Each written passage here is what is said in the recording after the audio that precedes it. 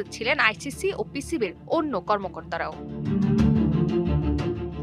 এর আগে শনিবার রাতে ডাক পান বুলবুল। টি-20 বিশ্বকাপে বাংলাদেশের ভেন্যু বদলের আবেদন নাকচ করার পর প্রথমবারের মতো আলোচনার জন্য বিসিবির সভাপতিকে আমন্ত্রণ জানালো ক্রিকেট বিশ্বের সর্বোচ্চ সংস্থা। লাহোরে পিসিবির প্রধান নির্বাহী সালমান নাসির বুলবুলকে স্বাগত জানান। এ সময় বিসিবির সভাপতি স্বাগত জানানোর একটা ভিডিও পোস্ট করে পিসিবি। একই সঙ্গে জানানো হয় আইসিসির ডেপুটি চেয়ারম্যান ইমরান খাজা লাহোরে পৌঁছে গেছেন বিসিবির সভাপতির আগেই।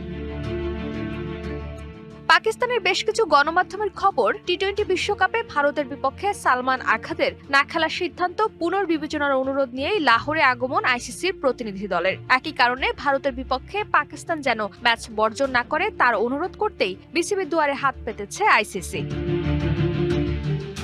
এর আগে বাংলাদেশের সঙ্গে আইসিসির বৈষম্যমূলক আচরণের প্রতিবাদ স্বরূপ বিশ্বকাপে ভারতের বিপক্ষে ম্যাচ বয়কটের ঘোষণা দেন দেশটির প্রধানমন্ত্রী শাহবাজ শরীফ। বিশ্বকাপের আয়ের বড় একটা অংশ ভারত পাকিস্তান ম্যাচ থেকে